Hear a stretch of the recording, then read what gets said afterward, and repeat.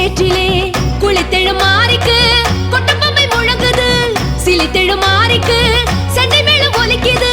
அக்னியின் சூட்டையெல்லாம் அபிஷேகம் தடுக்குது, அத்தனையும் காண்பதற்கு காளிபுரம் அழைக்குது. சித்திரையில் நாள் குறிச்சி செய்தி சொல்லி அழைக்குது. தேர் வரது தெய்வ மாறிக்கு, பேர் விளங்கும் சமயபுரம் சக்தி மாறிக்கு.